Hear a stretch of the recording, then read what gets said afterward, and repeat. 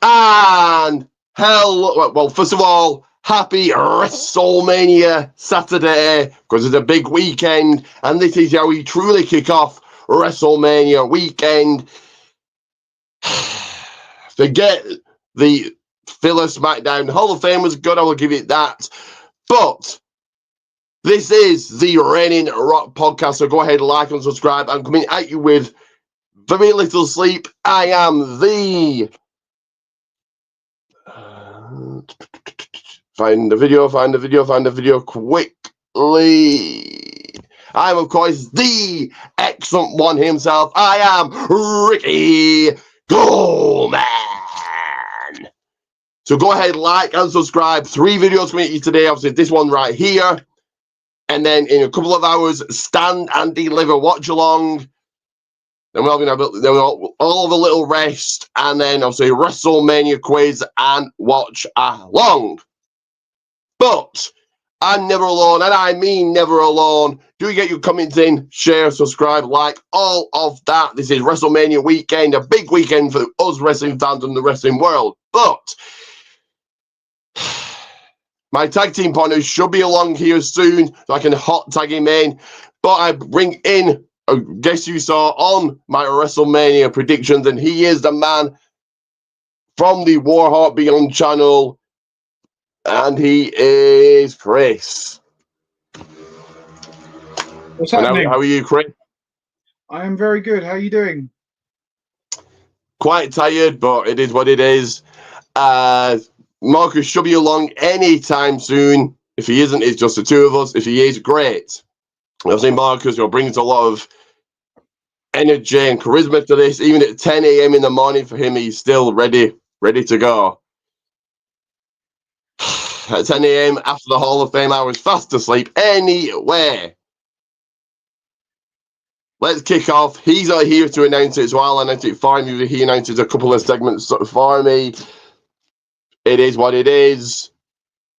So let's kick off with, as we pull up to the table, kick off with this right here.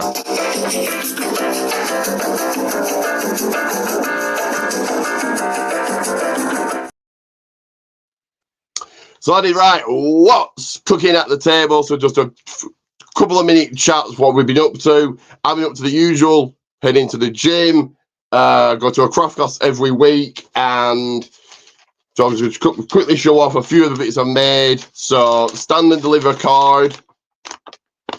That's one half, that's the other half. Made 4 of these, but we need to show all 4, but WrestleMania card. I'd give you a teaser on my WrestleMania predictions that people would see this now. A big poker chip, and for those regular viewers, I do you just add water to pictures and the picture comes out, so it's the colours come out. So, people know what I'm talking about. My regular viewers, so I don't really need to show those again. But done 4 of those, and that is kind of it, really. So what have you been up to in the last week or so? So I might let my viewers know. Just finished watching the last episode of Daredevil Born Again, which was really well, good. More in the movie talk, but kind of I don't know if you go to the gym or anything, or I don't know. What do you do? What do you do with your life, kind of thing? Oh, that. Well, I went out to a concert last night, which was quite good. Just a little local one. Other than that, I've not been up to that much. I'm still working on a few things for the channel, which is not finished yet. I'm hoping to get that done, hopefully before end of this month. Fingers crossed. It's a lot of work, but no, nothing much else really. Just been chilling, really. Just the usual stuff. Just coasting by, enjoying the weather. So things like that. I find out where Marcus is. What concert was it you went to? I was just there's no one well known. It's just a little jazz concert me and Dad went to last night. It was quite good. It was just two sets of music, breaking between, but it was good. It was quite enjoyable.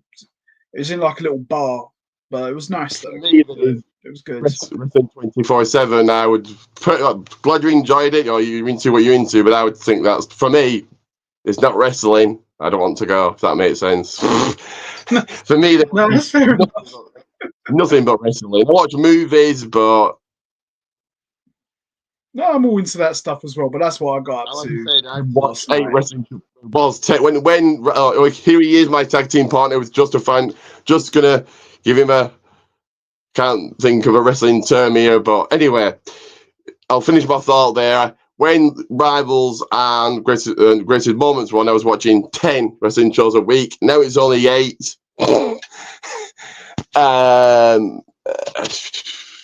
But here he is, my tag team partner. So you know how we do things here. Let's get this done. Let's roll along.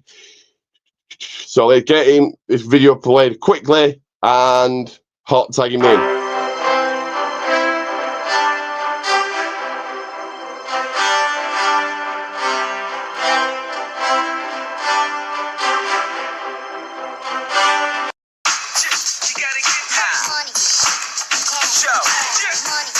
High game for the blame. Don't you know it's all about the cash and change? About the double promises and stack them things. Make big bucks, change rocks and rings. Bang! Win my money.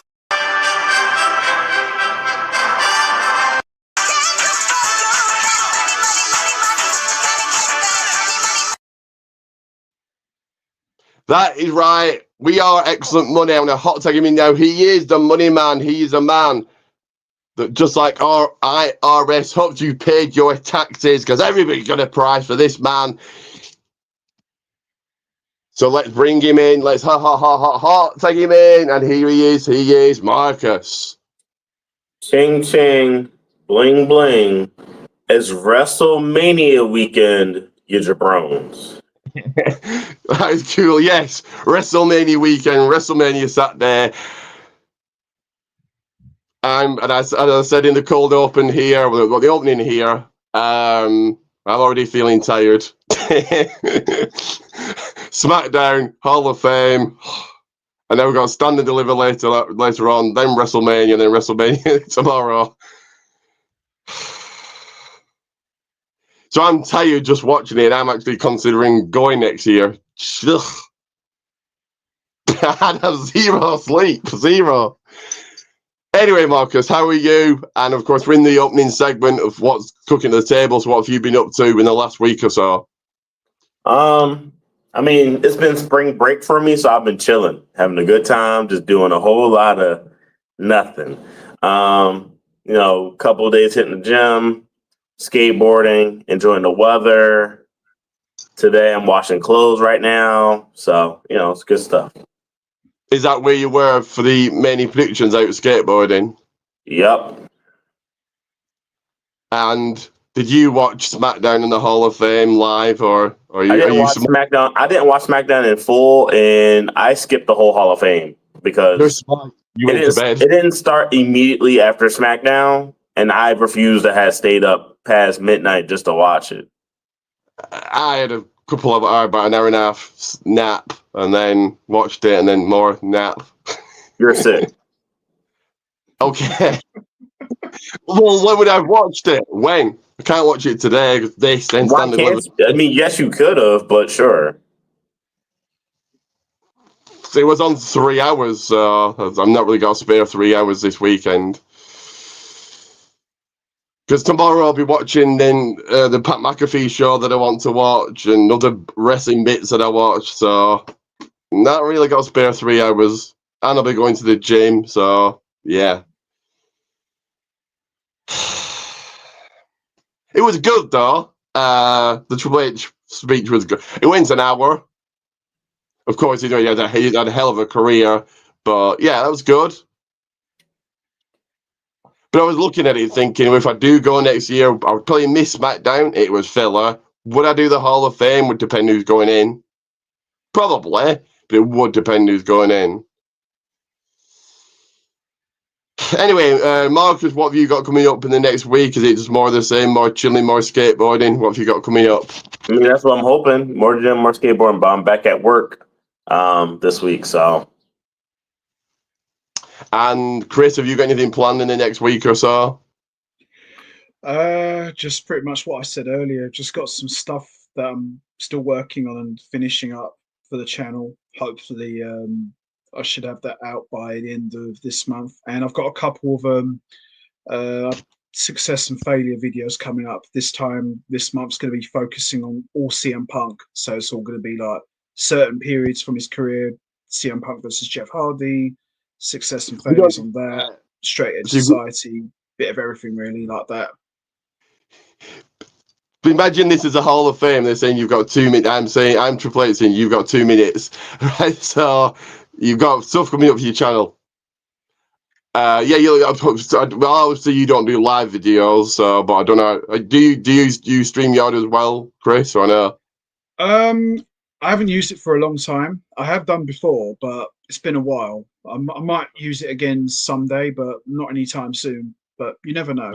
I don't know. You get me on your channel. I don't know how that would go about, but we can work something out on that one day for sure. Hey, right, roll like the red carpet. The cameras are cameras are clicking. The paparazzi are talking because it is time for the next segment here, and here it is.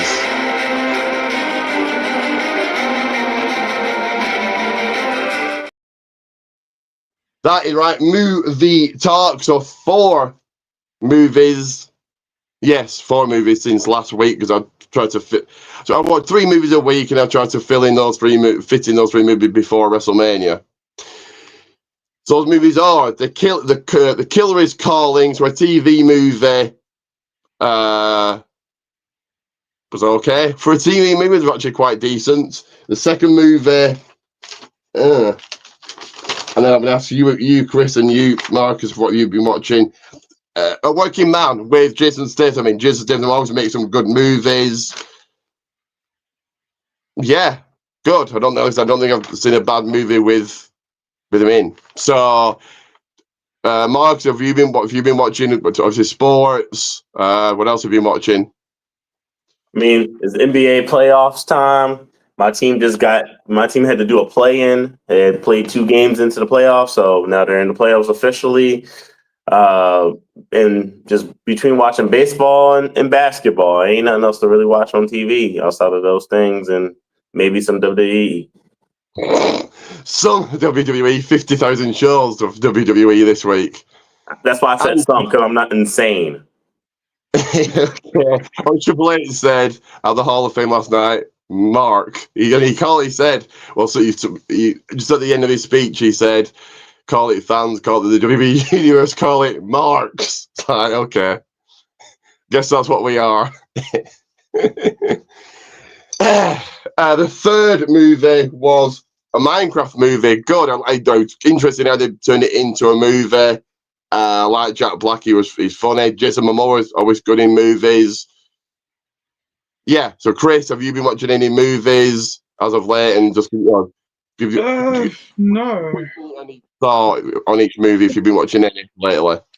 No, I haven't. No, I haven't watched any movies lately. I'm actually a little bit behind on some recent ones that I really want to try and catch up on. No, I haven't really seen any movies. I've watched a little bit of WWE this week. Not a little bit. Right, so not none. Okay. So, 4th movie I've watched is Novocaine. I don't know if both of you know that one. It's a guy that doesn't feel pain. It's ridiculous. He has an arrow sticking out of his knee, and he can tattoo on his hand without feeling it. Funny, but good. It's a good movie, so I recommend that one. Will you be watching Minecraft movie, Chris, or are you not a fan of Jack Black? Are you not a fan of Minecraft in general, or no, or what? Are you watching it? Minecraft's not really something I've dabbled into that much. I might check it out. I mean, I like Jason Momoa, so I might watch it for him, but I'll see. I'm still waiting for a few new movies to come out soon, which I will watch at some point. So let's play ad 1 of 2 here, and then we're going to get into some wrestling chatter. But yeah, let me play ad 1 of 2.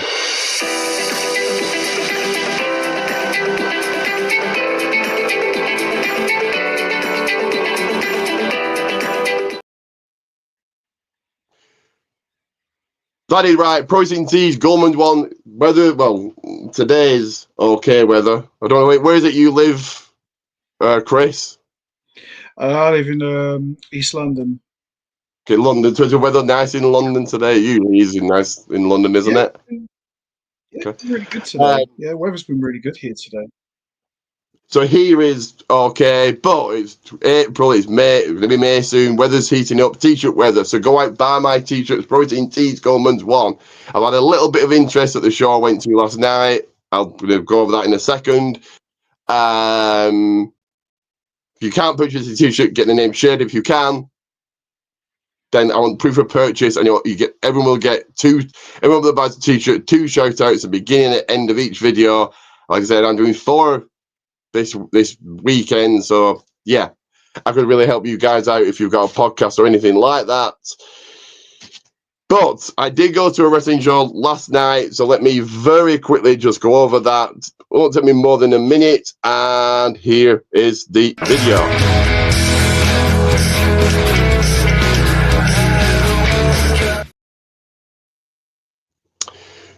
So yes, Wrestling Days Out with Ricky Goldman. Went to a local show last night. It was okay.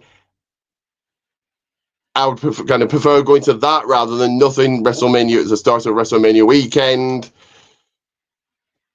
Yeah, it was okay. That's all I'm going to say, really. They're coming here. So Bolton. I don't know if you've heard of Bolton. Have you heard of Bolton, Chris? I've heard of Bolton, but don't know too much about it.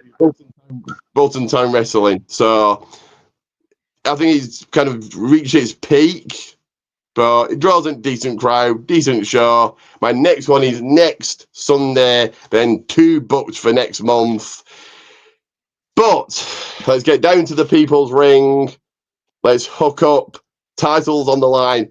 Marcus's TNA title on the line, most probably. Because it is time for...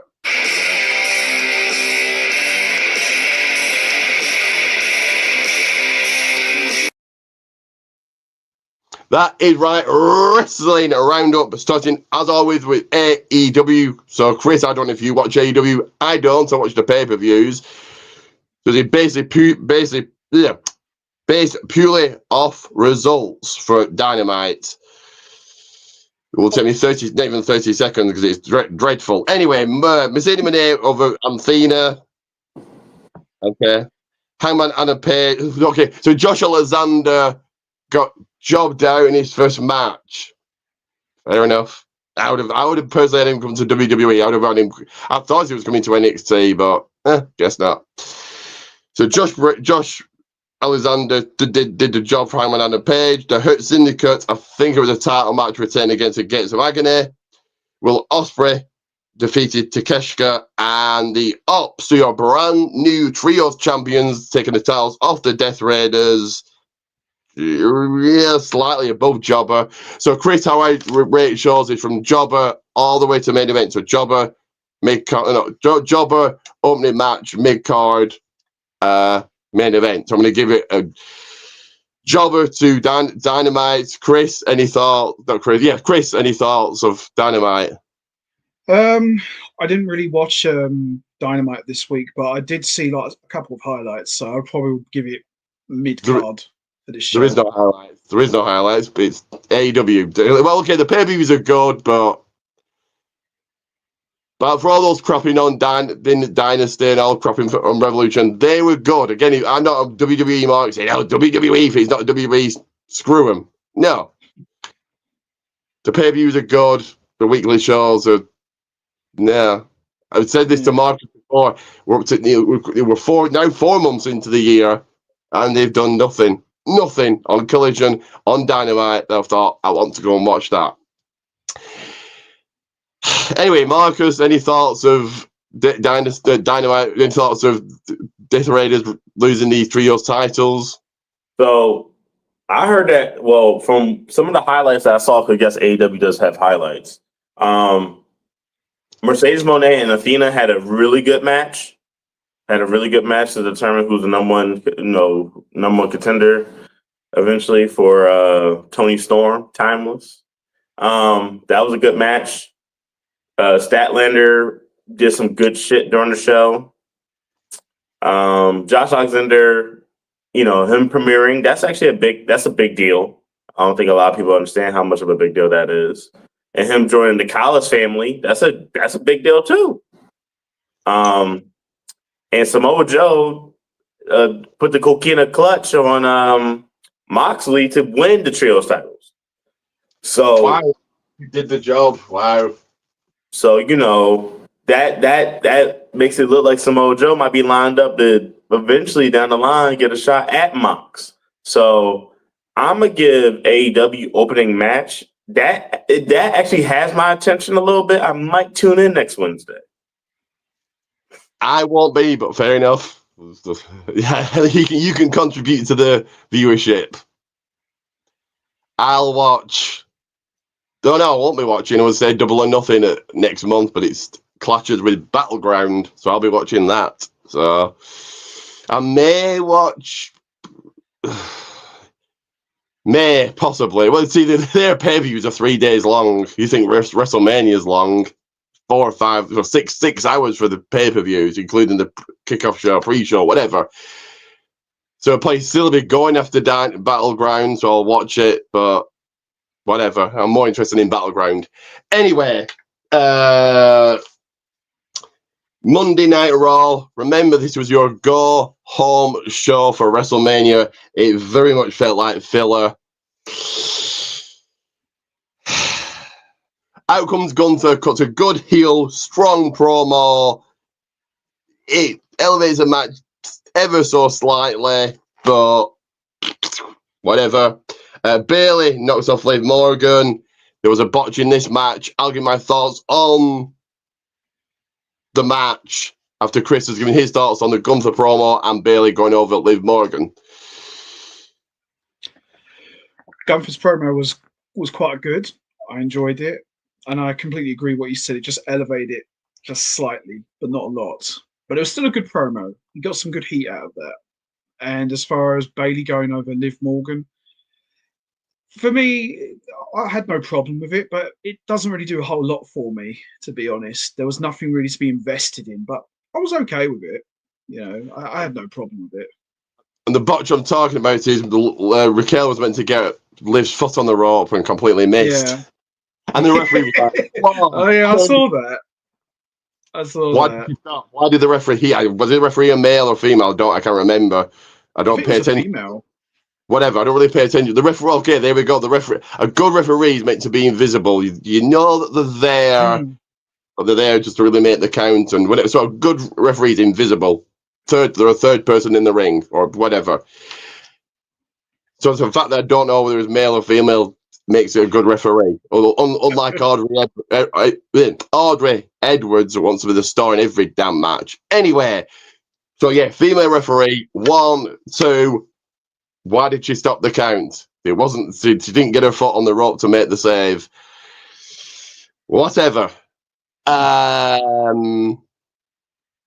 Marcus, I know you didn't see the Gunther promo. He really didn't say much. He was just saying, I'm going to beat, typical heel promo, I'm going to beat Jay at Mania, screw the WWE Universe, screw Michael Cole's question, and that was it. Very strong promo, but... And so, yeah, that and your thoughts on Bayley defeating Liv. I mean, I didn't see the promo, so I don't really care.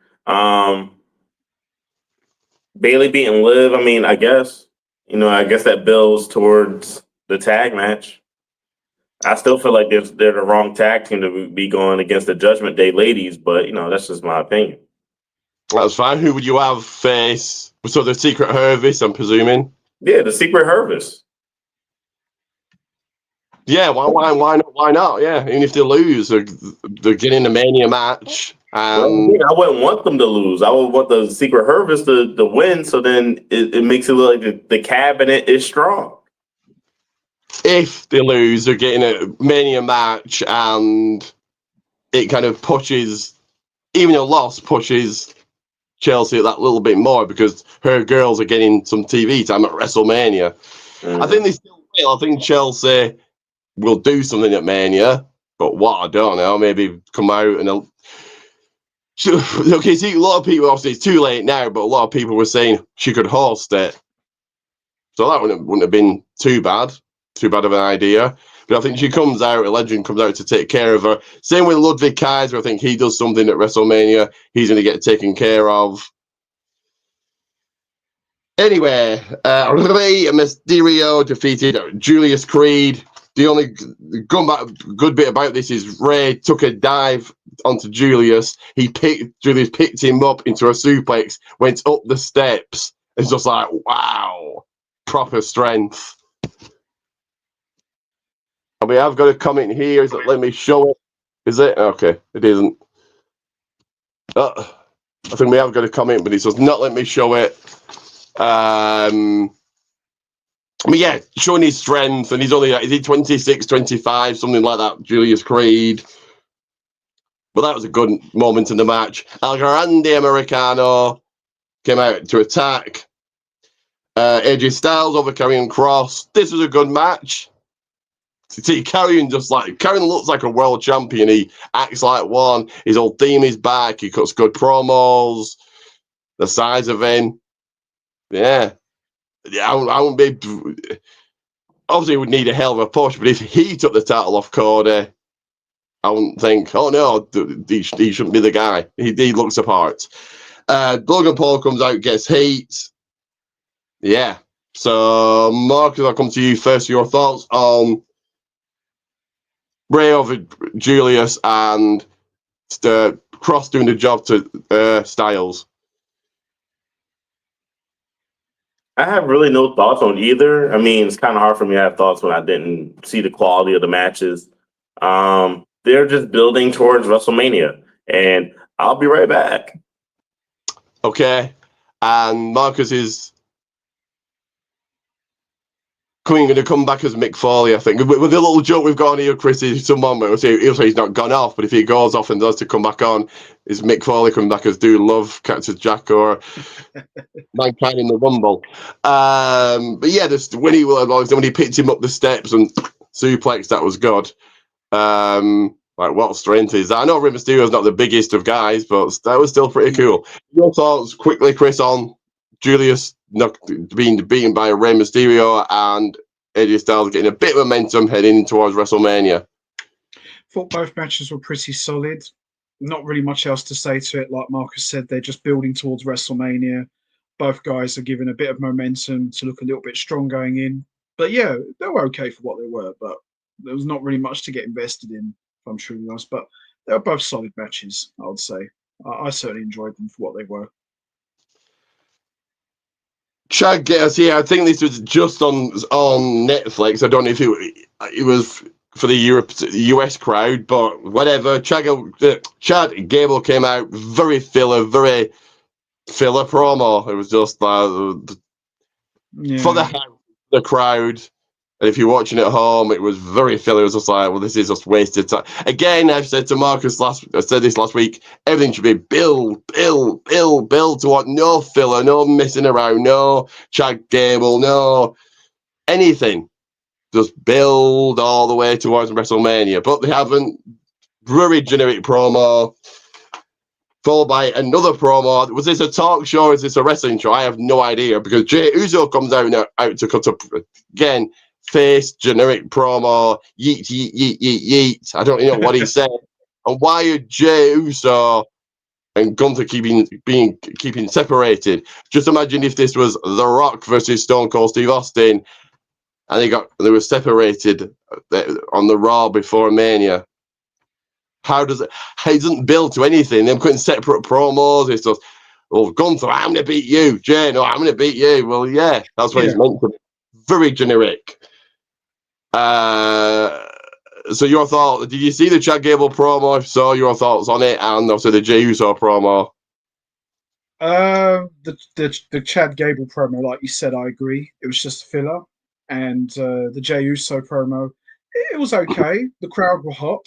You know, he's over. The fans like him, but it was just a very generic babyface promo. There was no fire to it. You know, I just sat there and I just thought, it's all right, but I would have liked to see a little bit of fire, but there wasn't any. That was a lot of a generic promo. You bury it. You want to put it over. That's fine. But Penta El Zero Medo took on Finn Balor. This should be a dream match anywhere, but it really didn't feel like one. It was just like, Penta versus Finn Balor dream match, but Could have been for a pay-per-view. Finn Balor, was it Penta win? Finn Balor won by DQ. Okay. So you don't either guy looking weak this close to Mania, but... And to close out the show, Roman Reigns coming on out. Paul Heyman, like, okay, so first of all, and he's right when he says this. Vince Russo, again, I don't know how people feel about him. Some people love him, some people hate him, some people are indifferent. But Vince Russo says this is like they're all teenagers, and he's right. You've got CM Punk with his arm around Paul Heyman, like he's so. So Paul Heyman's a girl, and one guy's like, no, she likes me. Here comes the other guy. Oh, no, she likes me. And then that girl runs after the other guy. It's not what it looks like. No, I like you both. That's exactly what it looks like. Like a teenage, I don't know, High School Musical or something. Like it's all like, that's what it's coming up as. They're all teenagers. They're all fighting over a girl. Like, great that Paul Heyman's involved, the Hall of Famer, genius mind, but it's coming off as you're fighting over a girl. But Paul Heyman runs after him like a puppy dog, wants to hand Reigns a microphone. Reigns goes past him, and he's looking everywhere but Heyman and saying, well, someone screwed up, didn't they, Heyman? Rollins comes out, and it looks like for a minute that he's going to join Rollins, because Rollins speaks truth. That Heyman made a choice. He didn't have to, but he made a choice, and that choice was CM Punk. And Reigns was like, yeah, he's right. You made a choice, and so did I. He was like, ooh, clotheslines Rollins. Out comes Punk. Brawl to finish. Yeah, that was the only good bit about Raw. That and... yeah. Like I said, Penta Finn Balor should be a dream match anywhere. It wasn't. It really didn't feel like that.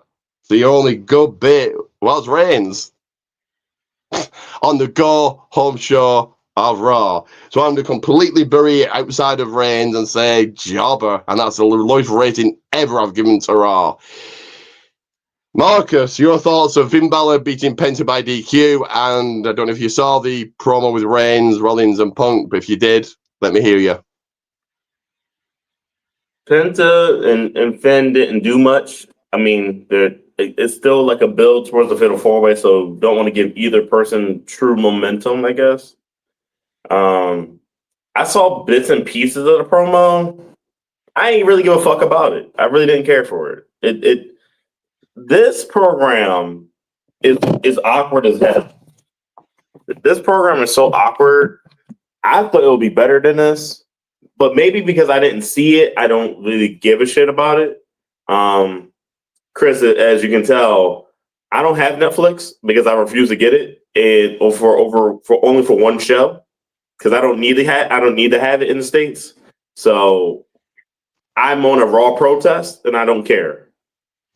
Do you agree, Marcus, that it kind of looks like they're all fighting over their teenager? They're all fighting over their girl. They're all vying for her attention. Do you think it could be over a girl? It could be over your best friend. It does look childish. Yeah, and Punk. Issue is Reigns eliminated from the Rumble. Well, yeah, that's the whole point. Punk, hello, that's it. And they've just made a storyline out of that because they're all three big stars, and the fans won't care. Unfortunately, we do. Most people saying this doesn't make sense. I don't care that Reigns is in the match. This still doesn't make sense. But Chris, your thoughts on Penta losing to Balor by DQ and the Reigns, Rollins, Punk pro. Well, okay, Punk didn't even speak, but Reigns, Rollins promo, Punk coming out.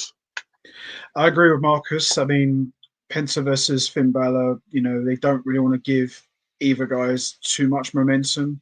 As he said, like just building it towards WrestleMania. And like you said, it's a dream match, but it didn't really feel like a dream match. So there's not really much else for me to say about that. And as far as the promo with Reigns, Punk, and Rollins with Paul Heyman, that for me was probably the only good thing about the entire episode of Raw. And it was great. But yeah, I completely agree with what you said, that it does feel like three guys fighting over a girl, and it does come across as a bit silly. And I think if had this been with three different guys, this whole thing would have just completely crashed. But because it's those three, they can kind of get away with it. But I know it'll be a good match, but the only problem I have with the program is, what are they fighting for? I mean, there's nothing on the line. It's not like our winner gets a title match at the next pay-per-view or winner gets Paul Heyman's services. There's just nothing they're fighting for. And that's why it's really hard for me to care about this match. Well, Reigns did say, and I only saw, I've not even watched the full interview yet, but just saw the kind of the highlighted clip.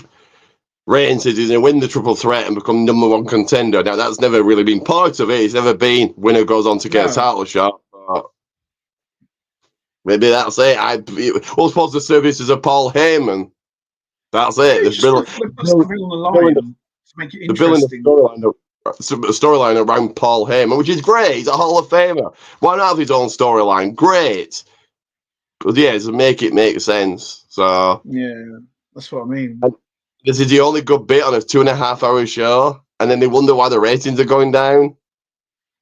Exactly. Yeah. And I think every week they cater to the hardcore fans. There are no, despite what, and I'm surprised about this. We're kind of slightly jumping ahead here. What's he called on SmackDown? Joe Tessitore actually said the line on commentary. This is a weekend for all hardcore and casual fans. Like, wow, they never say that. But are there any casuals left? Probably not. So it is just the hardcores watching. That's who they're catering to. And yeah, Raw was bad. Anyway, your rating for Raw? Jobber. So my screen has actually shrank, so I need to go back in. So give me a second to do that. StreamYard, lots of technical difficulties. But yeah, you talk with Marcus. I'll be a whole second. Yeah. I've said this before. I'm going to say it again. Netflix, I don't think Netflix understood what they had got themselves into. I don't even know. WWE didn't even know what they was doing. No.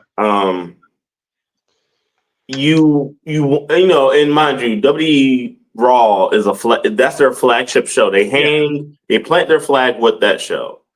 The fact that Netflix has been that Raw on Netflix outside of the premiere episode has been just a flounder of a fish.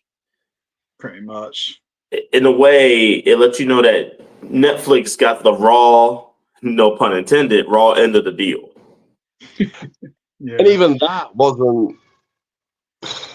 What did we really get on that? Okay, you got big names. You got The Rock, Hogan, Reigns.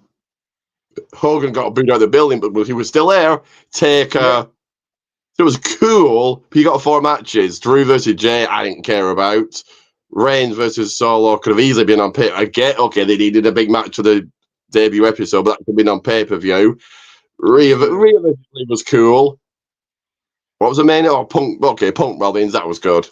That was the best match of the show, I thought. But like, I wasn't completely blown away, and the Rock's promos just confused everybody. It was just like, ugh. So I don't think Raw's been good. I'll give it to the first episode. There'd been bits sprinkled in here and there to kind of keep those fans watching. But again, well, the Hog's going to watch whatever. You could have an empty ring and the fans are still going to watch for 2.5 hours. Well, okay, they probably wouldn't. They wouldn't, but as Chris Featherstone, who's the insider, so shout out to Chris Featherstone, insider. He's my inside guy, by the way. and he's wrestling reporter done many websites, many articles, blah blah blah blah blah. He says it every single week. Triple H could come out and take a crap in the ring, and the fans will cheer along and go, "Yeah, this is awesome." So it doesn't matter. It doesn't matter what they do. And like I've said before, they're getting money here, there, and everywhere. YouTube, USA Network, Netflix, the Saudis. So then the product suffers because they don't have to try. No. Anyway, let's go into NXT. So Ethan Page winning a Fatal 4-Way match against Lexus King, Wesley, and Eddie Thorpe. Yeah, this is the right call, I suppose. I would have personally had Eddie Thorpe winning, but okay. Yeah, this was the right call. Lola Vice is into the women's ladder match, knocking off Tatum Paxley. So, Marcus, are you still here, Marcus? Okay, he's not. So, Chris, your thoughts on Ethan Page winning the Fatal 4-Way and Lola advancing to the ladder match? I think having him going over was the right call, like you said. I think it makes total sense. And Lola Vice being added to the match, I think it's the right call as well. I think both matches were the right calls to make. I think going forward, I've got no complaints whatsoever. See, this go-home show for NXT, that's how you do a go-home show. Even SmackDown with the Raw filler for one segment, SmackDown filler for the most part. Again, okay, the ending was good, but... And I really don't get that. Why is your final show before Mania filler? It should be... SmackDown should be all out. Everything. This is our last chance to build feuds and hype. Build. No, screw around with whatever they screw around with. We'll get did it, like you said, NXT did it the best.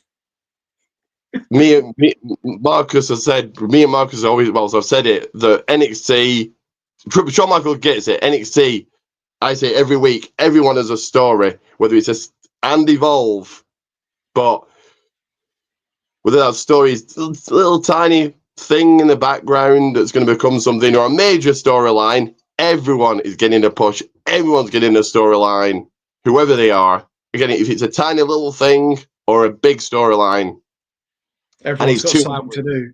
Absolutely. And the main roster has 5.5 hours.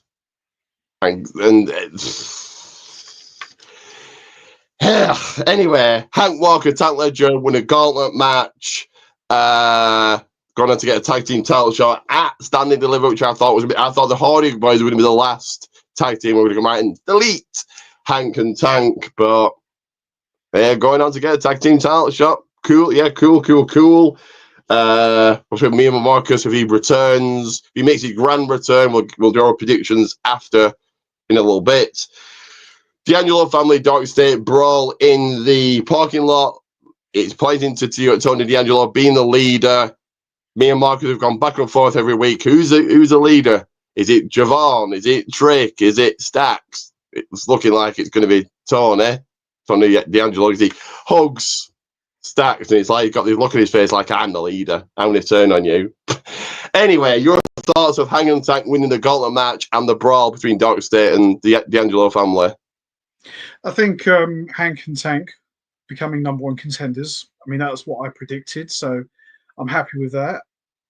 And the other one, yeah, I'm happy with that as well going forward. So I think all of them have been, for me anyway, the right calls to make going forward.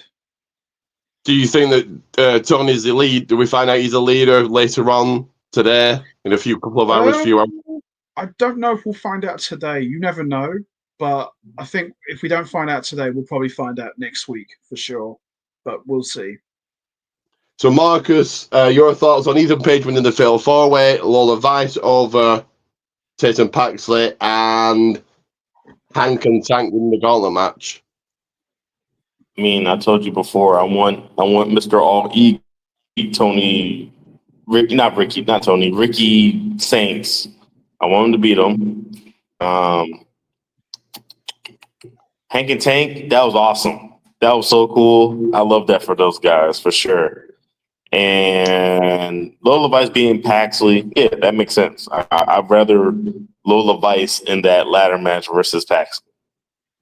And the brawl between Dark State, Tony D'Angelo, and the D'Angelo family. Again, same question. Does Tony be revealed tonight as a leader? No, they have no leader.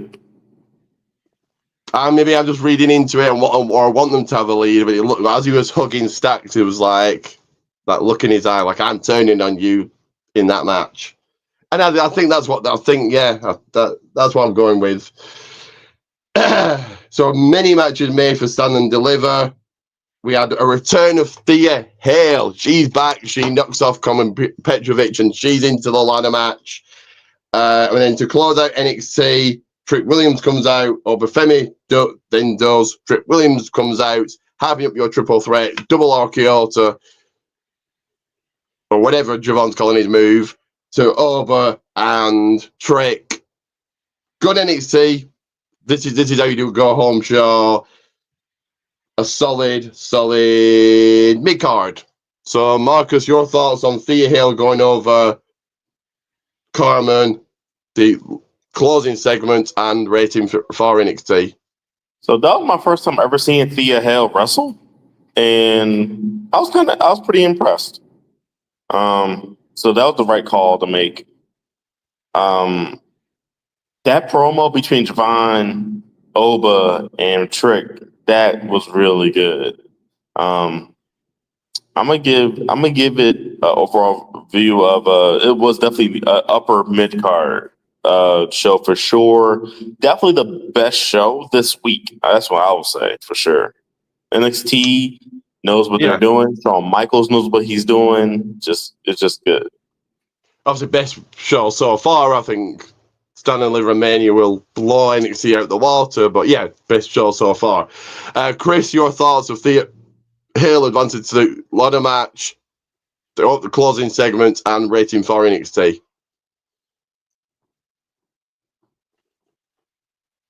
Having her going over was the right call to make. I think that makes total sense. Both of them were the right calls to make, and the overall show for NXT I thought was really good. I thought it was much better than Raw, so I'm going to give it probably mid card. Yeah, Chris? Do you watch Speed? Are you like me and you watch Speed and Evolve, or no? No, I've never actually watched it, to be honest. I've heard about it, but I've never actually seen it. Okay, so let's Speed. So the next two matches, we've got two Speed matches. Sol Ruka wins the Speed Women's Championship from Candice LeRae. Cool for Sol. Now Candice is going to get a lot, not even lost in the shuffle, because where's she been? She's not injured, she had a match against Sol, so now he's injured, so why can't something be done with Candice on TV? Whatever. Cool for Sol, bad for Candice. Opening match. Your other Speed match was Alex Shelley knocking off Wes Lee. Cool. Again, opening match. Evolve. Again, I told you he was one to watch. Harlem Lewis defeated Trill London. Gallus defeats Cappuccino Jones, Jordan Oasis, and Jack Cartwheel. Javier Bernal still can't get it done and took the L against Oro Mensah. And again, I told you every week, this other person's one to watch. Keep your eye on this person. Kelly Armstrong wins a fatal 4-way against Brindley Reese, Kendall Gray, and Shelton Monroe. Just above opening match. Going swiftly into SmackDown with 1 day. There was 1 day as SmackDown was going ahead 1 day before WrestleMania. First hour commercial free. No, it was the first 50 minutes commercial free, but whatever. Seth Rollins comes out because of a good promo. Sit cross-legs in the ring. Took it to whatever. I think they call this the square bit of HUD. I think it's called the HUD of the match. Takes that off. Hooray goes CM Punk-esque, saying, see, this was a generic. Yeah, he looked cool, sat in the ring like Punk, but he was also generic. Reigns doesn't care about you. Punk doesn't care about you. I'm going to beat him, do the right thing. Okay. Carmelo Hayes won the Andre the Giant Battle Royal. As meaningless as it is, and it really, what does it really mean? nothing. They do nothing with it. They don't get a title shot. I don't think that beyond now, kind of beyond from last night, you're going to see the trophy again, so it means nothing. Anybody could have won, but also at the same time, obviously this is a big weekend, and eyes are on the product for SmackDown, so it's a big win in that aspect, but it really means nothing. So, Chris, your thoughts on the Rollins promo and Carmelo winning the Andre the Giant Battle Royal? I thought the Rollins promo was quite good. I couldn't help but notice his wardrobe that he was wearing was very similar to what The Rock would wear. So I don't know if there was some sort of meaning that maybe something's going to happen at WrestleMania. I don't know, but it was a good promo for what it was. Maybe a little bit generic, but I like the fact that Seth Rollins was a lot more serious than he has been before. So I enjoyed it for what it was. And as far as winning the Battle Royal, I don't really care about it, to be honest, because it means nothing. It meant something when like Big Show should have won it or something like that, but I don't really see the point having an Andre the Giant Battle Royal anymore because no one gets anything out of it. It's just another match, if I'm truly honest. But no, I didn't really care for it. But the Rollins promo I enjoyed probably more than the Battle Royal, if I'm honest. Why can you have the winner gets a title shot, even if they're going to lose? Exactly. Either A, on the kickoff show, because it's 3 hours, to give the fans something, or if it's or whatever, anything. If maybe not a kickoff show match on a kickoff show at Mania, but it's taped after SmackDown, but you only see it during the kickoff show, or a match next week for a title. Yeah, it kind of means nothing.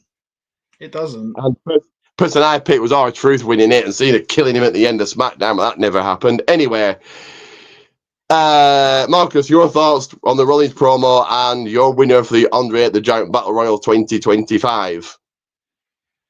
Didn't see the Rollins promo, so don't care. I mean, cool for Carmelo Hayes. That just gives him another accolade, but what does it do for him?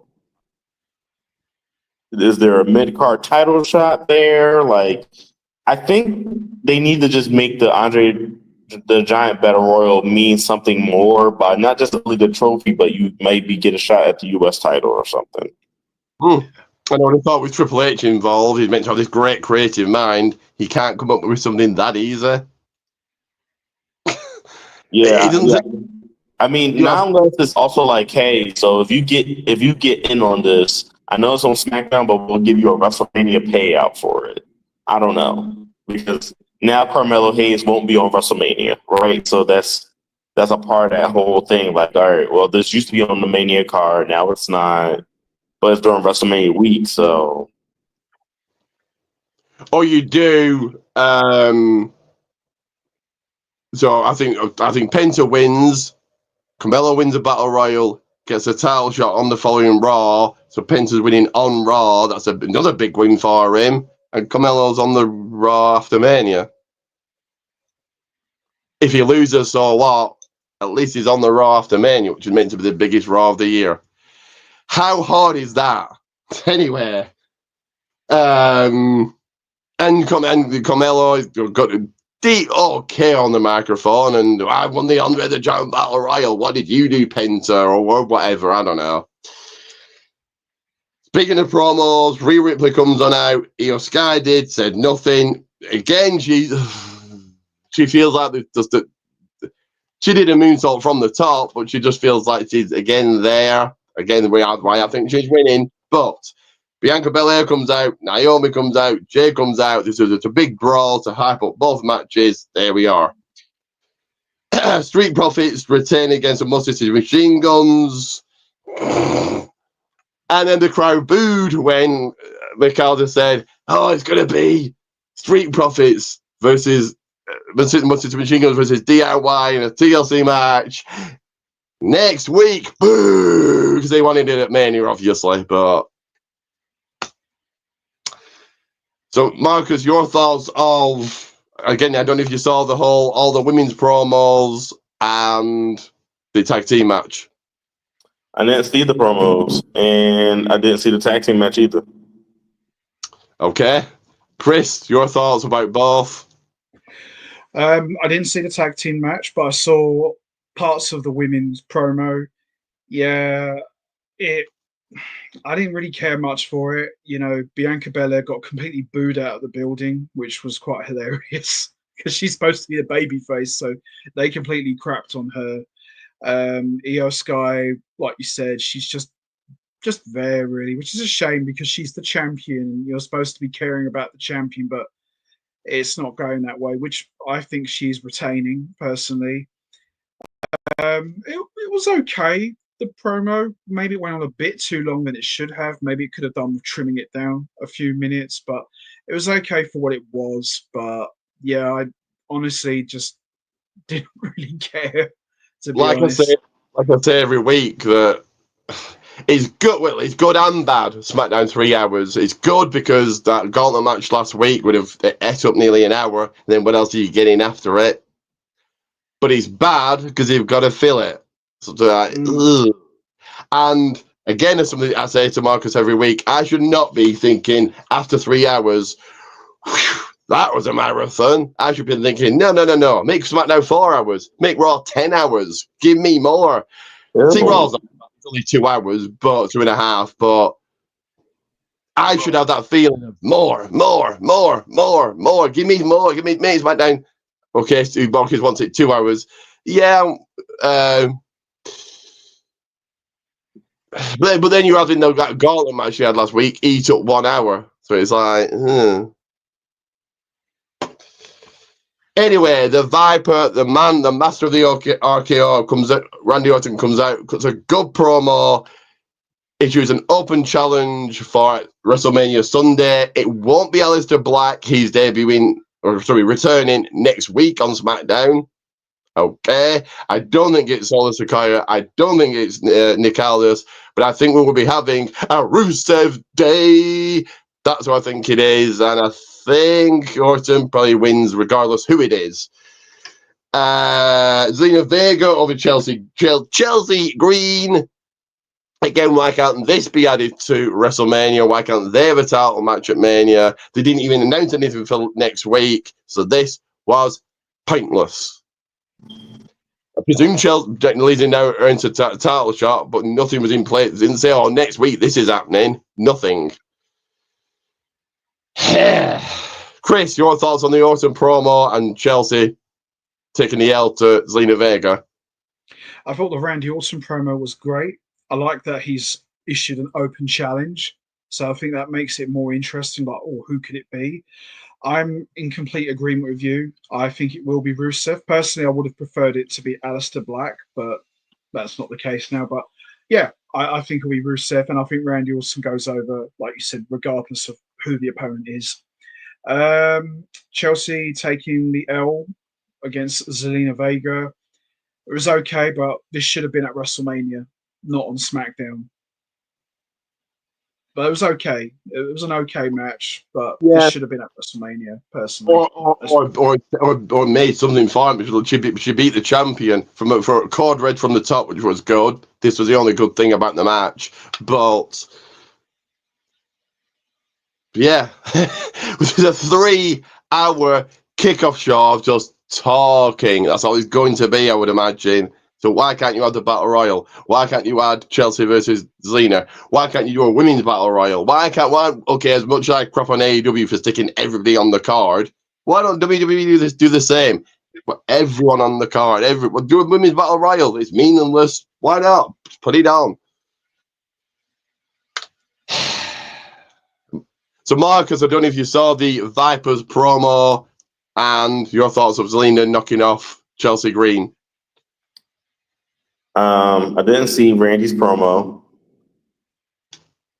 I mean, that's cool that Zelina knocked off Chelsea Green, but it was non-title and it wasn't on the card, so kind of pointless to do it.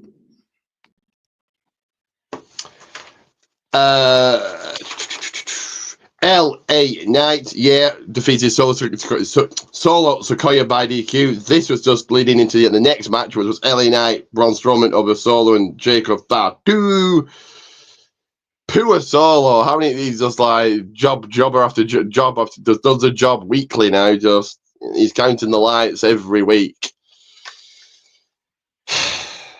Rey Fenix, Rey Mysterio, and Dragon Lee knocked off American Made. The good thing about the match was when Rey Fenix pulled out some good stuff, but like he walked over the top rope holding on to one of American Made and then kind of some Hurricanrana. That was good. Rey Fenix pulled out some good stuff, got the pin. But again, this is where the world is watching.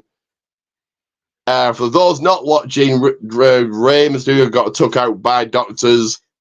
So is his match against the man that isn't Chad Gable, El Grande Americano, in jeopardy? Hope not, but that's meant to be tonight. So,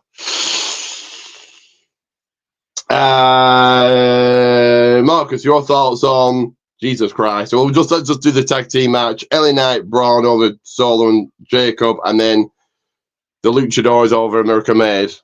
That was actually pretty entertaining. With LA Knight and Braun Strowman, that was actually a pretty entertaining match. I liked it. I did enjoy it. The tag match, I kind of enjoyed that one as well. The one thing you gotta say about American Made, those dudes know how to work real well. They work super well against the Luchadors. So, shout out to them. But I enjoyed both of those tag matches. And did you see, I think it's shared on Twitter, Rey Mysterio being carried out by doctors, or did you not see that? I don't have Twitter, so no. Okay, hopefully he's cleared for his match, but again, I said this last week, this is why they should have a plan in place, because of what if. This, again, they want to say this isn't ballet, they're being slammed onto a wooden steel ring, it hurts, they get injured. There should be a definite, clear B plan in every single match. What if this person gets injured? Oh no, we can do this, and this will make sense. Rather than it's El Grande versus Dragon Lee. Well, okay, cool. Dragon Lee's on Mania, but anyway, Chris, your thoughts of both those matches? Just double tag and then triple tag. But your thoughts on both? I thought LA's Knights match was pretty decent. I quite enjoyed that, and the tag match was all right. It didn't really do a lot for me, but I think I enjoyed LA Knights match just a little bit more, if I'm truly honest. And then to close out SmackDown, here comes everybody's favourite undisputed WWE champion, Cody Rhodes. Couldn't get a word out. John C. Oh God! So this whole, before I get to my thoughts, this whole heel turn have been 4 face-to-face promos. Yeah. Okay. One's no. Okay, 2's enough, but 4 and nothing's really been said. Promo 1 was there. So real quick, promo. Also, I'll take like 10 seconds to say the run through them all. Promo 1, you fans hate me. No, we don't. For the past 5, 6, probably 10 years, I don't think anybody's hated him because he's not been there. Promo 2, you hate the spinner belt. No, we don't. He's been brought it back to make so much money. Promo 3 was good. I bury people, which the fans hated. Promo 4 was nothing really, but okay, him saying, which Marcus, I'll agree with Marcus saying that these legends come back, so one more day in the spotlight, and they want people talking about them on social media or just posting about them, or they need that one more match. But they're all losers. All you fans are idiots. The thing was just going over what he said before. It's just like rehash. Just this is his go home segment with John Cena and But yeah. I don't have to. And then the whole like, you can't wrestle and Cena make sense. Cena doesn't care what the fans think, but he then stood there for about 5 minutes going, caring what the fans think. Which is it? He cares or he doesn't care. this is just made up. It's like just writing it with crayons. Like it's made up I think it's made up as it's written, just as it goes along. That's just do whatever because these marks don't care. They'll like it regardless.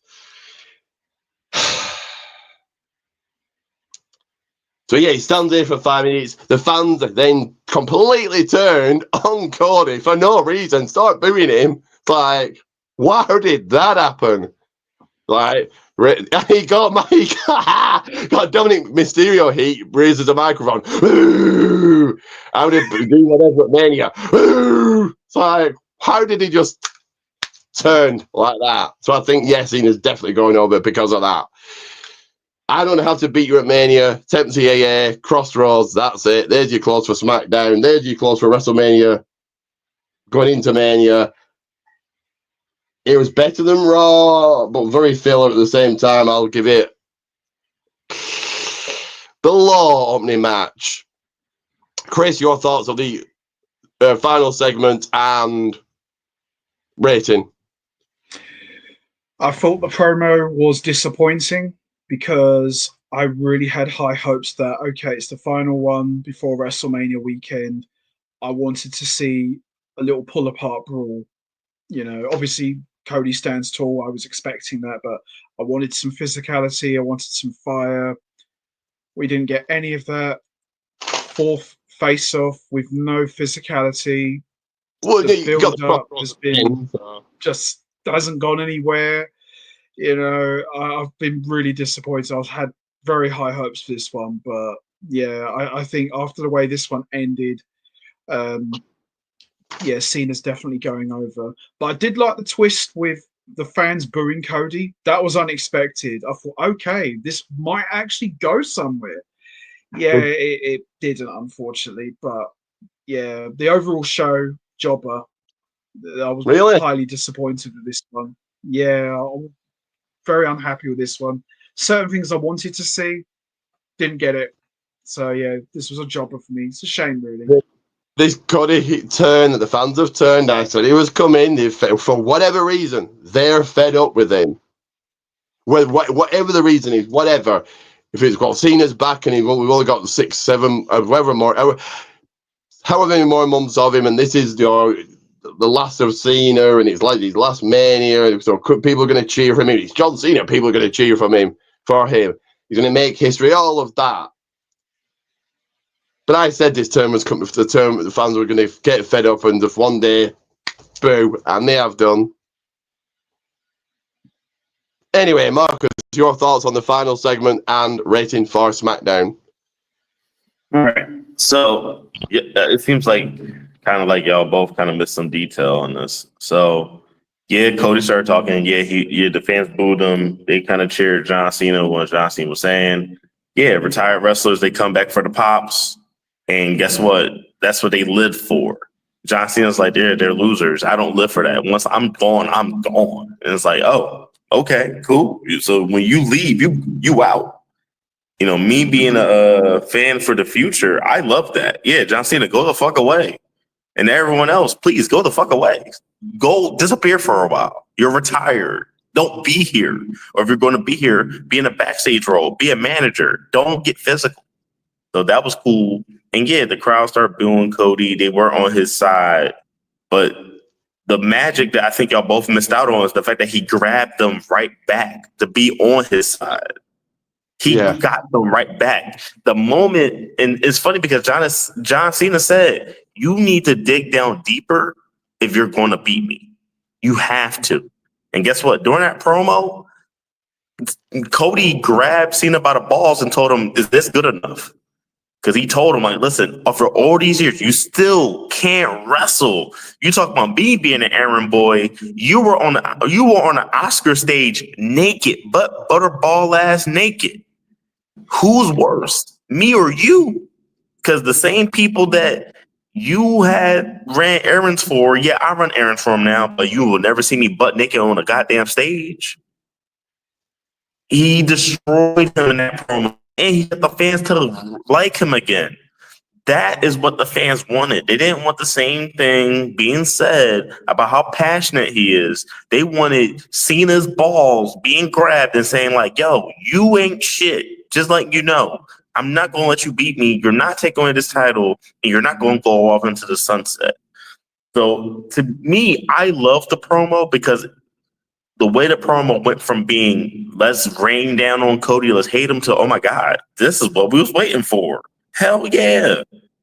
Like outside of saying a cuss word on live TV, this was great.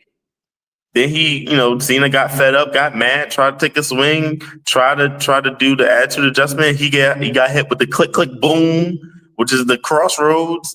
That was a great way of ending SmackDown, in my opinion. Since I missed a couple matches here and there, but that promo was the best thing on SmackDown, which is hilarious. So, Ricky, I was thinking about your rating system, and I'm going to add in a little wrinkle in between opening match and jobber. Dark match. Okay, that's fine, yeah. Yeah, well, dark match will be first, wouldn't it? But yeah, we can go dark match, yeah. Well, jobber, the thing is, jobber is just like, meh. Dark match is like, it's someone you want to see, but you can easily miss it. Okay, yeah, we can do that, yeah. So I feel like it was dark match quality matches wise, but then I feel like the promo put it like you had to see that promo because there's been very few promos in which they're both in the ring at the same time during this feud. And if you're like me and you don't have Netflix to watch Raw, or you haven't been watching Raw, then you've been missing out on a lot of scene promos. So this was great for me, and this was a great go home SmackDown.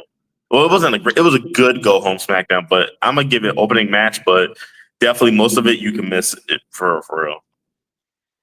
Fair enough. Let's get doing some predictions. Obviously, Chris did his on the Mania one for Stand and Deliver, but we'll quickly do ours. Here you go.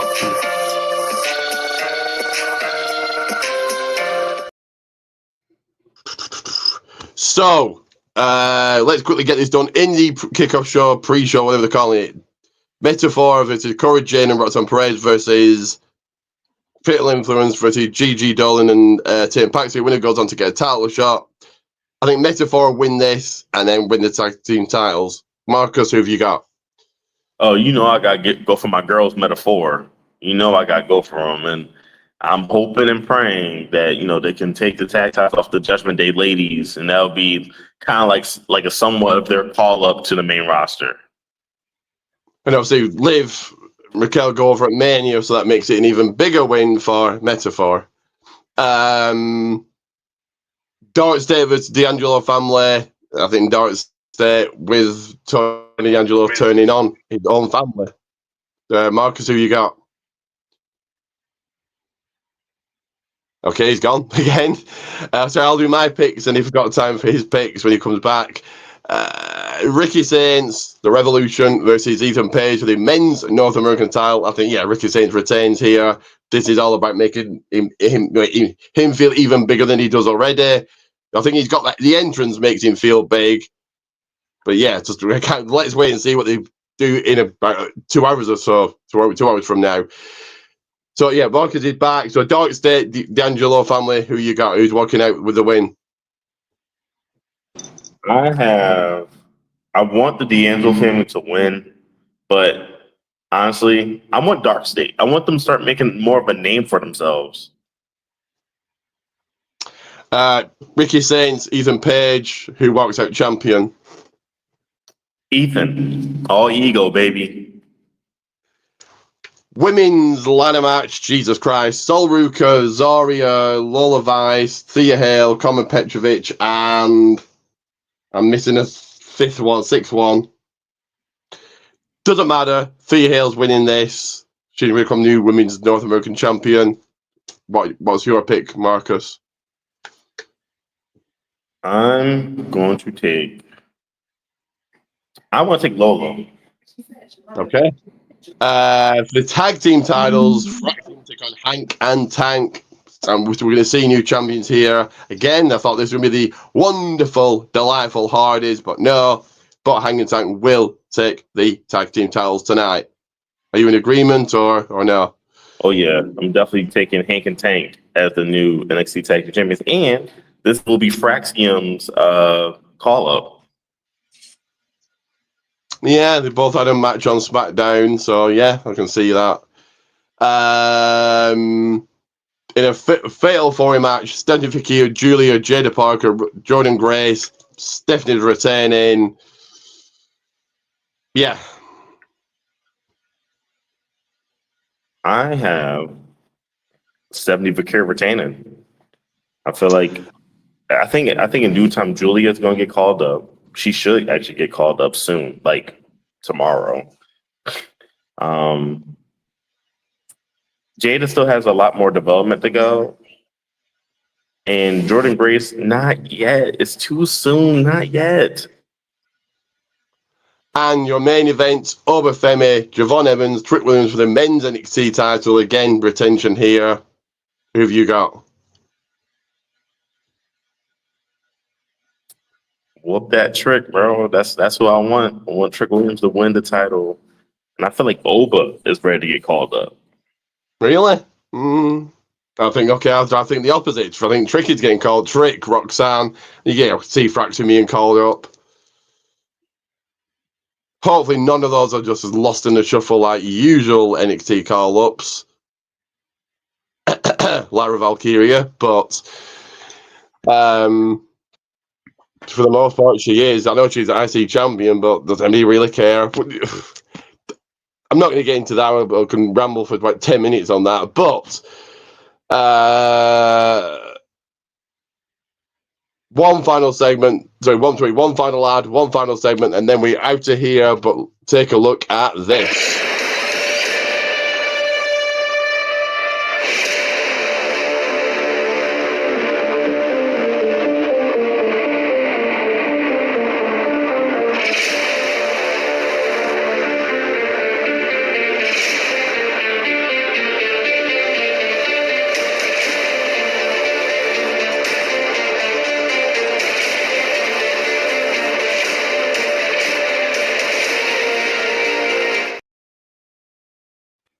That is right. Like, share, subscribe, all of that. Thank you to all that have watched been watching this. Hope you have liked and subscribed. 4 away from how many? 410. Speaking of channels you have to subscribe to, let's find it quickly. Marcus's channel right there. It's in the description as always. If you're a fan of food and drink reviews, that is for you, and the video is coming your way right now.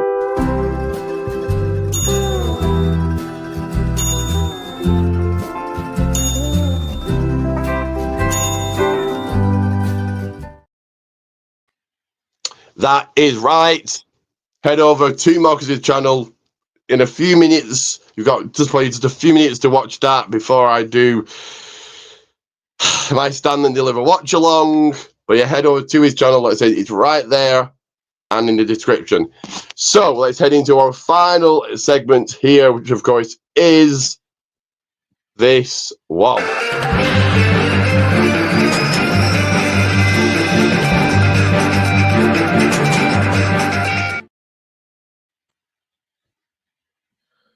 Extra, read all about it. We talking about news and headlines during this Wrestlemania weekend. That is right. I'll kick things off with probably this least news, if that makes sense. So Mariah May is reportedly on her way to WWE. Okay. See, I can't say this is a loss for AEW. She's a former champion. So they gave her the title. At this point, it feels like they're just signing anybody from AEW or anybody from anywhere. Like if Mariah May comes out on Raw, I'm like, "Hi, Mariah May, cool." That's it. There's my thoughts. Chris, what are your thoughts of Mariah May potentially going to WWE? Well, it doesn't hurt. I mean, it's another name to the roster, but yeah, like you said, come out on the post WrestleMania Raw show, yay, and that's it really. So it's not really that much of a big deal for me. It'd be nice to see her, but not really too bothered about it, if I'm truly honest. Or you could even have her in the crowd, or you could have her, again, they're all rumours. You could have her in the crowd tonight on NXT. You could have her on NXT tonight or in a couple of hours when it starts. Well, actually, in 40 minutes, kickoff show starts. So let's get this wrapped up. Marcus, your thoughts of Mariah May possibly coming to WWE? I don't know much about Mariah May other than she was on Tony Storm's team, then she wasn't on Tony Storm's team. So for me, I don't know much about her. But what I do know is that she put on one hell of a program with Tony Storm. My question is, her being signed to WWE, more likely she's going to go to NXT. But then the question ultimately becomes, what can she do without Tony Storm? That to me is the biggest question, because she had one hell of a program with Tony, but that's because Tony is one hell of a worker. I mean, if you ask me personally, she's she's actually the best women's wrestler out there right now today. So what can Mariah May do without Tony Storm is my question. And I'm not thrilled like Mariah May on her way to WWE, like Penta. It was cool that he was coming, and Ray Phoenix, he was cool that he was coming, Rusev Black coming back, Aleister Black coming back. Cool. But Mariah May, I'm like, yeah. It just means that someone else is going to be pushed back, but it is what it is. Over to you, Chris, for the next piece of news, all about this weekend and the tickets. I remember we talked about this before on the last live stream. I just think that a lot of wrestling fans. You have to. What's the story? People don't know. Well, they might know, but the story is. I think it's due ticket prices, personally. Okay, I'll break it for you. Nothing this weekend selling out. So Stand and Deliver hasn't sold out. WrestleMania's not sold out. Raw's not sold out. There we go. I've broken it for you, but it's up to you. It's over to you to give your thoughts first on it. Well, I think it's their own fault that it's not been selling out. It's just far too much wrestling, and I don't think everyone can afford it. I think that's a lot of the reason, I think anyway, why they're not selling out as much as they should be. That's my thoughts, really. Is that there's so much going on. It's like, well, how much can I spend? How much am I willing to spend? I think it's a mixture of things, but Marcus, are you still there? No, he'll come back and give his. Yeah. You are there. So, yeah, your thoughts on nothing. Raw, SmackDown. Well, it was SmackDown. Okay, SmackDown was sold out, but Raw, NXT, Mania not sold out. Vegas is a very expensive place, and I don't expect any Vegas venue to be really sold out for anything. And especially since it's WrestleMania, we know this is the biggest weekend in wrestling. I don't expect anything being sold out, to be honest with you. Okay.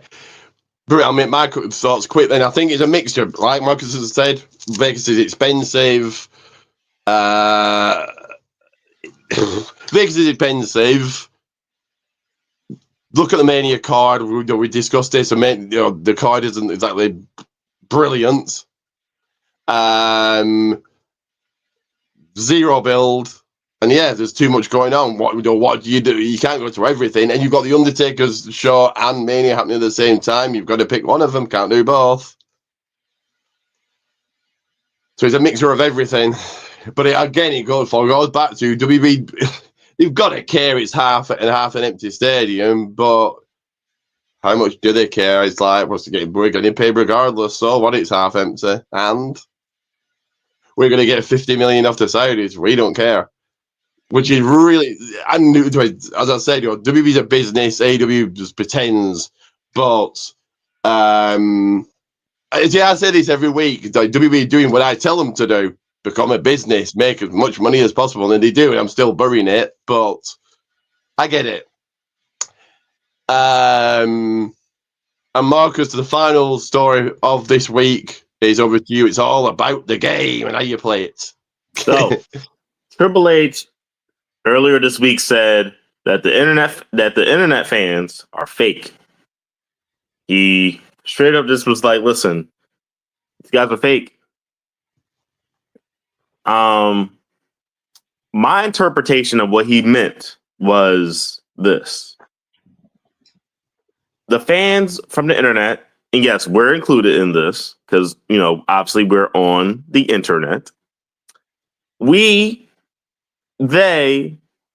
marks are fake because they don't know what it's like to book a show. It's hard to book a show. It's hard to make sure that you please everybody. It's hard to make sure that everyone gets their fair share because everybody's like, oh, Triple H is great. He's this great booker. Every booker has a weakness. It's not easy to book a 3-hour motherfucking PLE, let alone a 2-day one. This is difficult. But, you know, some people are up in arms. Oh, well, this is me mocking Ricky. Oh my God, the game, he buried the internet fans. That's not wise. It is, though. It's very wise. And the reason why it's wise is because, to be honest, shut the fuck up. We don't know his job, right? We don't know what it's like to carry WWE on our backs. We don't. Especially after the controversy that WWE had with Vince. And we knew how bad Vince was at booking sometimes. Yeah, it might sound like he buried the internet fans, but I feel his pain as a teacher, right? There's a lot of people that speak about education, but have never walked a day in a teacher's shoes. There's a lot of people who armchair quarterback life, but have never put on the cleats, put on the shoes, put on the sneakers, got into a WWE ring, did gymnastics, you name it. We all think we all think our opinion is an expert opinion. Triple H saying that the wrestling fans are fake was his way of saying, hey, can y'all do me a favor? Shut the fuck up. But that's just my thoughts. Chris, what do you think about Triple H's comments about the wrestling fans, the internet fans being fake? I completely agree with what you said. I think it was Triple H's way of calling out the fans for always crapping on everything that he does. And, you know, Triple H, you know, in my honest opinion, for the most part, he's done a good job. Yeah, he's not perfect. No one is. Vince McMahon certainly wasn't perfect. He had his faults. But, you know, the guy's under a lot of pressure, you know, to book a 3-hour show every single week is a lot of work. And, you know, you're not going to please everyone. There's always going to be a small handful of people who are going to crap on what you do. I mean, the way I see it is if the fans weren't crapping on what Triple H is doing, then he's not doing his job. That's the way I look at it. If, you know, so the fact that he is doing his job and people are saying that, then he must be doing something right, because, you know, for people to say what they're saying, then, you know, it's pretty much what I think, really. Then he must be doing something right, because if everyone was saying, oh, he's the best ever, then he's not doing his job properly. So I think that was Triple H's way, like what Marcus said. Look, just shut your mouth. Let me do my job. Just be patient. And I've heard Triple H say that in other interviews. You know, fans just have to be patient. Watch the show every week. See how things play out. We give you, like what you're saying, little bits. We're not going to give you everything. Just sit back, let us cook. And when it's finished, you're like, oh, that's what it is now. So I think that was Triple H's way of calling out the fans. I think in that sense, it's just like, look, just shut up. Just let me do my job. All right. That's my thoughts. Okay. See,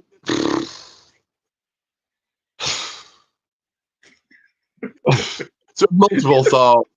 If he's doing a great job, people should be saying yes, he's great. Like, people shouldn't really be crapping. Okay, you can't please everybody all the time. No, you can't. Please 100% of the 3 million they get on Raw. 2 million, 1 million is dropping every week. Anyway, 3 million to get on for Raw every week. You can't please all 3 million.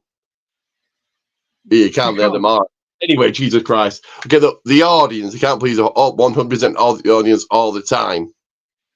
That is thing of it, Nick Khan said, we don't listen to the internet, the fans on the internet. Like hell they don't.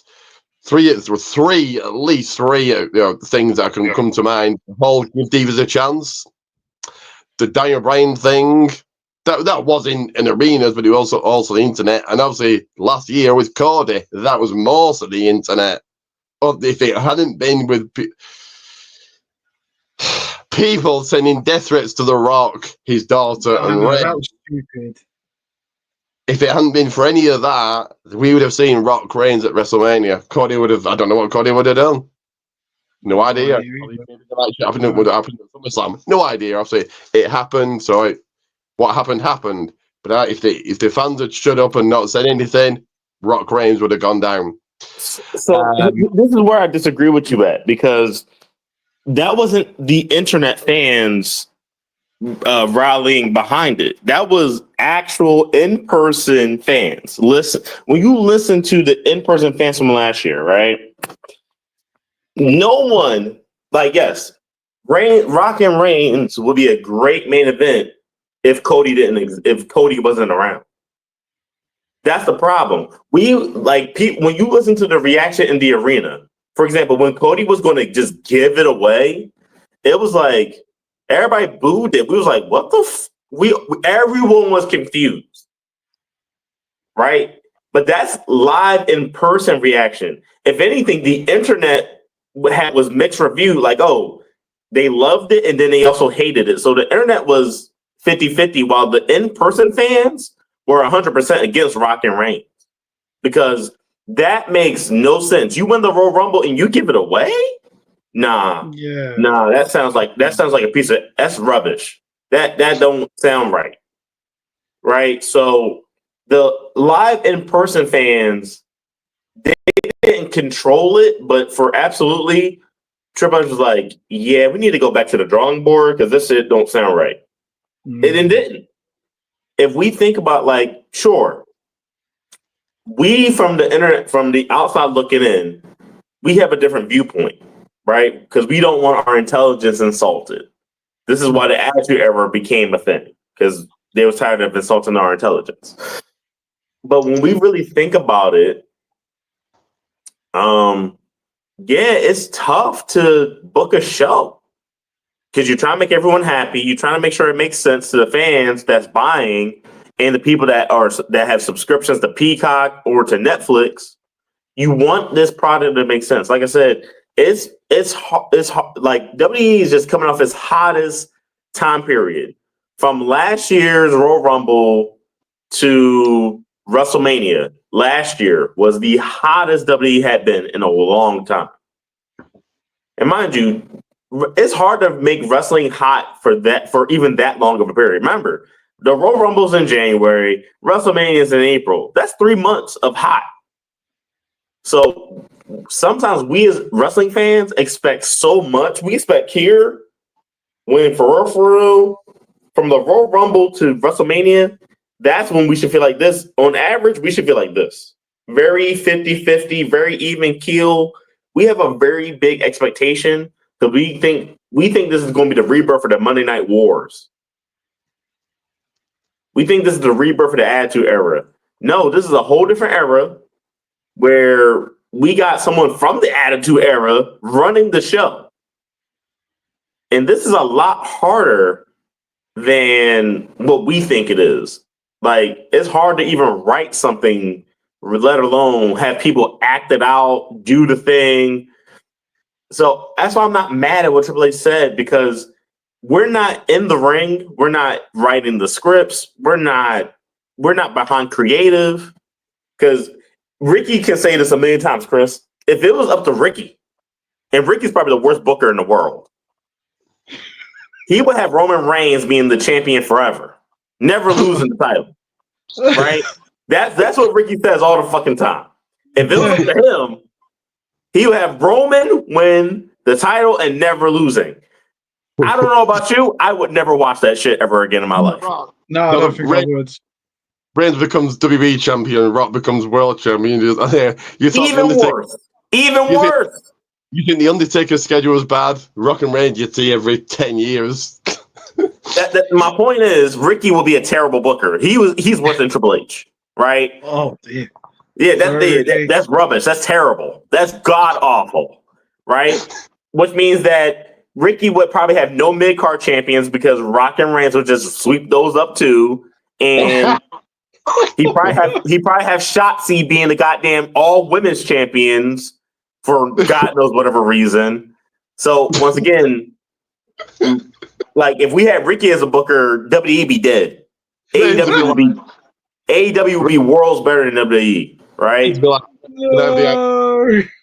Can I have the IC title? Of course you can. If I'm the booker, I'm booking. I don't fucking know. I'm just shooting here.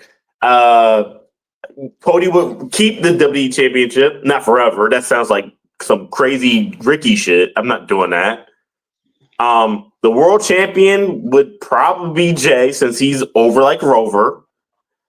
I would figure out a way to make. Actually, no, it'll be Dom Mysterio being the world heavyweight champion. He'd keep that for a while, right? And just but then I would have to try to find ways of making Finn happy. I would have to try to find ways of making Raquel and Liv and Penta and Bray, and you gotta make sure that the product is right all over the place. None of us can do what he does. Just like I'm sure Triple H could never do what I do for a living. He probably want to shoot his brains out. Or he probably would quit. It's not because he's not mentally strong. It's just he's not used to doing it. The internet fans have a tendency of opening their mouths to shit that they don't know about. Right? And listen, we all have an opinion. Now, I'm not a super mark. I just I love wrestling. Ricky is a mark. He loves this shit so much that he watches 8 shows. Ricky, you're ludicrous, and you know it. I appreciate you for watching these shows, pal, but you are ludicrous. Triple H does this for people like Ricky. He's going to criticize it, sure, but he does it for people like Ricky.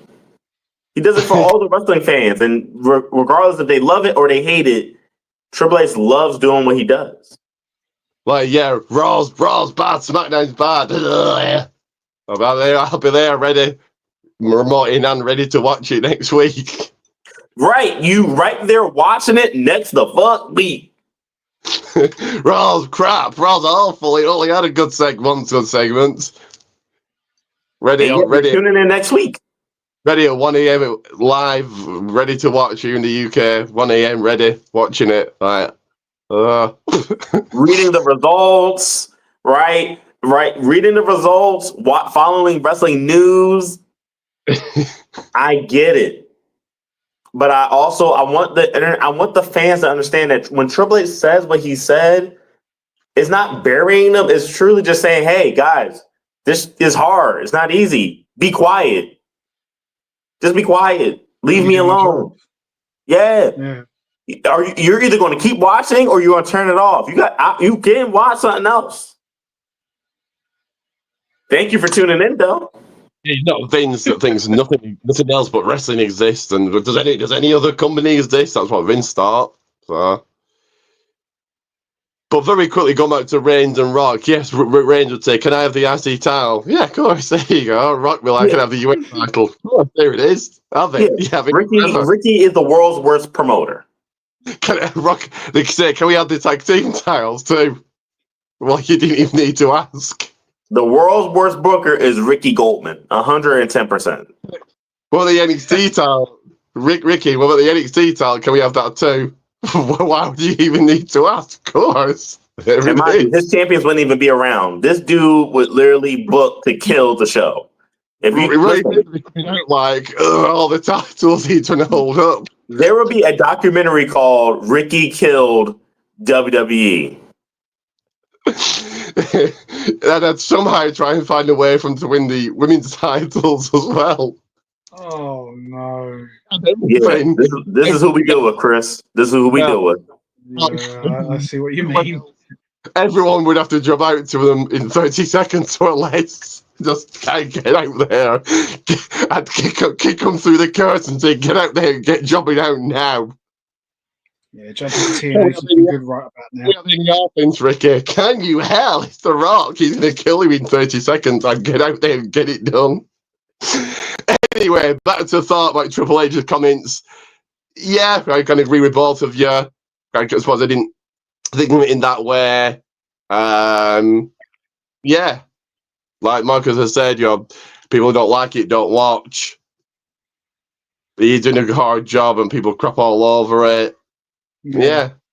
At first I was like Marcus has said, how dumb is he burying the fans? Most of the fans are internet fans. How stupid is that? But now you've kind of explained it. Yeah, I get it. But we are finishing up here. I do need to get started with my Stand and Deliver watch along. I'll be live again in about 30-40 minutes during the kickoff show. I need to put the card out onto Facebook and then get live again. But Chris, you do have a YouTube channel, so quickly, and I mean quickly. Where is it? It's at the end. Get that promoted. So quickly, about 30 seconds a minute, and get it promoted. If you want to check out anything to do with Daredevil, Marvel, comics, music, click the link, subscribe, check out what I'm doing. I'm there all the time. Warhawk there we are. 2040. Warhawk Beyond 2040. Head over. You've probably just got time between my two going off this, starting another one. To go and subscribe to him. Hopefully I'll be on one of his videos soon. So I will be at the golden one, the excellent one will brighten up his videos like I always thought. I brighten up every video wherever I go. But yes, in about half an hour from now, I'll be live again with Stand and Deliver watch along. To come over and for my viewers, get your predictions in for Stand and Deliver. What happens? What goes down? Then I'm going to take a little rest, and then it's WrestleMania quiz and WrestleMania watch along. So for those who want to get involved in the quiz, test your wrestling knowledge. It's going to be a fairly quick quiz. So it'll be about WrestleMania, obviously WrestleMania stages, and WrestleMania theme music. So guess the theme music, guess the stage. Fairly quick, should be fairly easy, fairly simple.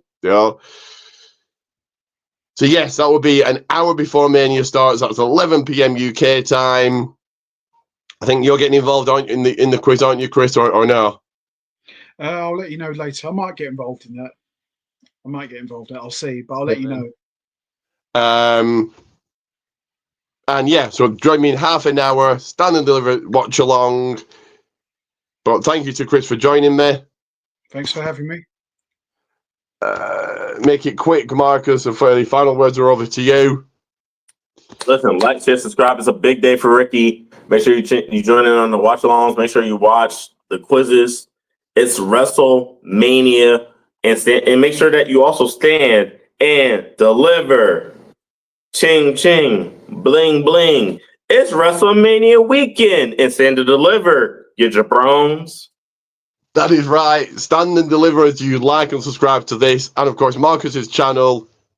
Go rewind about 10 minutes, roughly 10 minutes, and you'll find his link. But I've got to get out of here. I've got to get another live started in 30 minutes. Like I say, get the card out there on my Facebook, then get the live promoted, then get started. So I've got half an hour to do that. Probably not even that. I imagine the pre-show, the matches. I don't know what time the match is on the pre-show, but like, subscribe. Always remember, if wrestling is the game, excellence is the name, and excellence is Ricky Goldman.